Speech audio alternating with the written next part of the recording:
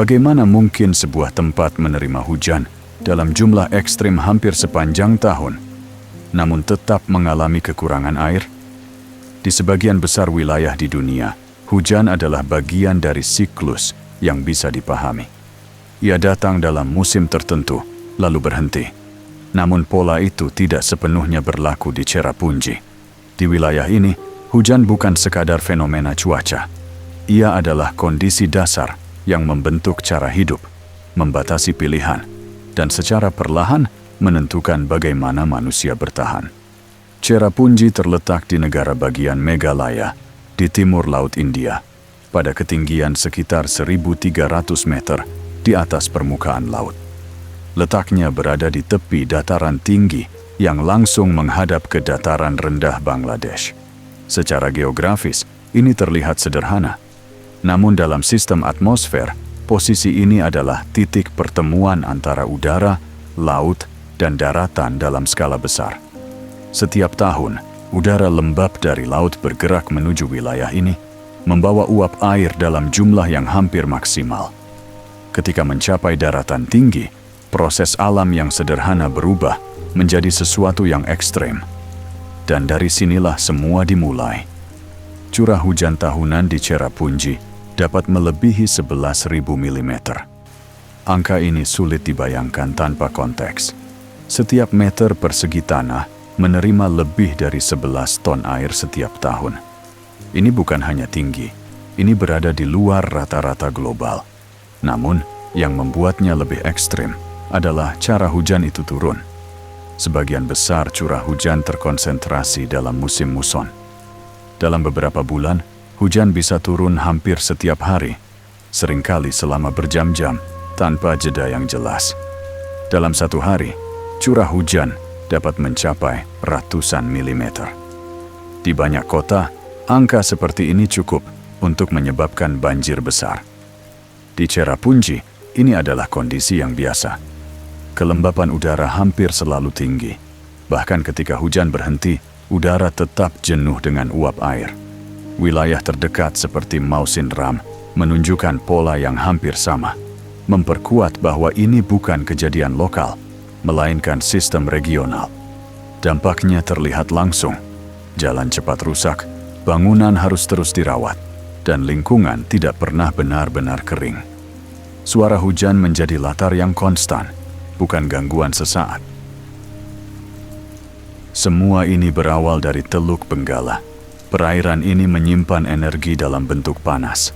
Suhu permukaan laut yang tinggi menyebabkan penguapan dalam jumlah besar.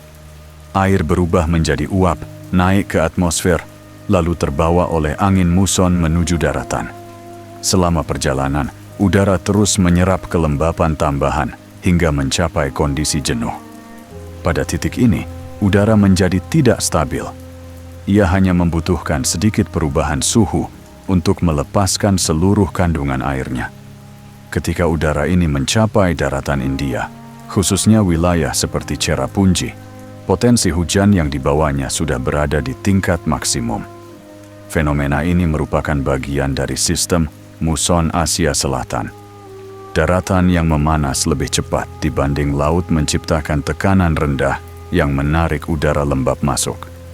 Cherrapunji berada tepat di jalur utama aliran ini, bukan di pinggiran, tetapi di titik di mana proses ini mencapai intensitas tertingginya. Bentuk permukaan Cherrapunji memperkuat sistem ini. Wilayah ini berada di tepi dataran tinggi dengan lereng curam yang langsung menghadap ke dataran rendah. Udara lembab bergerak tanpa hambatan menuju tebing ini, lalu dipaksa naik secara tiba-tiba. Kenaikan ini mempercepat kondensasi dan meningkatkan intensitas hujan. Selain itu, bentuk seperti dinding membuat awan terkonsentrasi di satu area. Awan tidak mudah bergerak, sehingga hujan dapat berlangsung lama di lokasi yang sama. Namun kondisi ini tidak hanya memperkuat hujan, ia juga menciptakan risiko. Tanah yang terus-menerus jenuh air menjadi tidak stabil. Longsor menjadi ancaman nyata, terutama di area dengan kemiringan tinggi. Erosi terjadi secara perlahan, mengubah bentuk tanah dari waktu ke waktu. Lanskap di wilayah ini bukan sesuatu yang statis. Ia terus berubah, mengikuti aliran air yang tidak pernah benar-benar berhenti. Distribusi hujan di Cherrapunji tidak merata sepanjang tahun. Sebagian besar terjadi dalam musim muson, menciptakan periode dengan kondisi ekstrem, diikuti oleh masa yang relatif kering. Selama musim hujan, mobilitas menjadi terbatas. Jalan licin, aliran air meningkat, dan beberapa jalur sulit dilalui. Aktivitas luar ruangan harus disesuaikan, namun kehidupan tetap berjalan. Sekolah tetap buka, pasar tetap beroperasi, dan masyarakat tetap bekerja dengan penyesuaian tertentu. Ketika musim kemarau tiba, tantangan berubah. Curah hujan menurun, dan air menjadi sumber yang harus dikelola dengan hati-hati.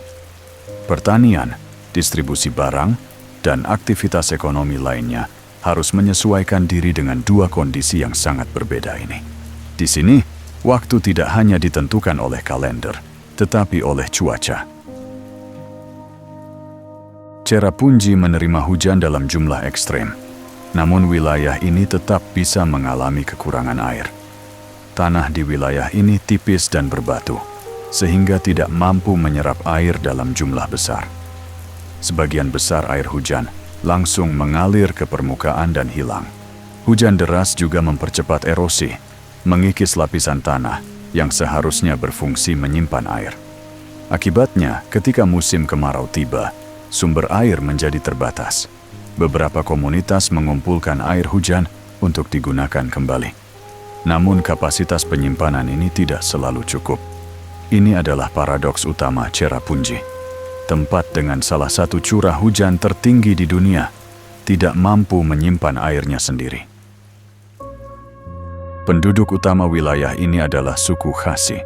Mereka menggunakan sistem matrilineal, di mana garis keturunan dan kepemilikan diwariskan melalui perempuan. Anak perempuan, terutama yang bungsu, biasanya mewarisi rumah dan tanah keluarga. Struktur ini menciptakan stabilitas dalam komunitas, terutama dalam kondisi lingkungan yang tidak mudah. Sebagian besar masyarakat bekerja di sektor pertanian kecil, perdagangan lokal, dan jasa. Aktivitas mereka sangat bergantung pada kondisi alam. Pengetahuan tentang pola hujan, kondisi tanah, dan waktu tanam diwariskan dari generasi ke generasi. Selain itu, sistem gotong royong masih kuat. Dalam lingkungan seperti ini, kemampuan untuk bekerja bersama menjadi faktor penting untuk bertahan.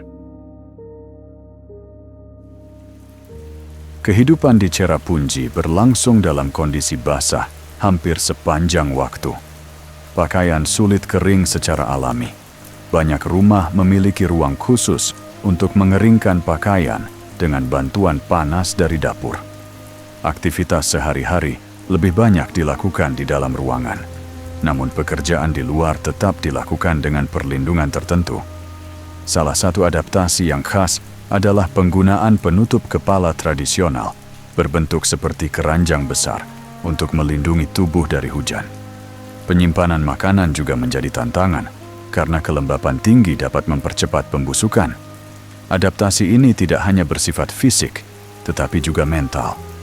Masyarakat terbiasa hidup dalam kondisi yang bagi banyak orang dianggap tidak nyaman. Salah satu adaptasi paling unik di wilayah ini adalah living root bridges. Jembatan ini tidak dibangun dengan beton atau baja. Ia ditumbuhkan. Akar dari pohon Ficus elastica diarahkan secara perlahan menggunakan struktur sederhana seperti bambu.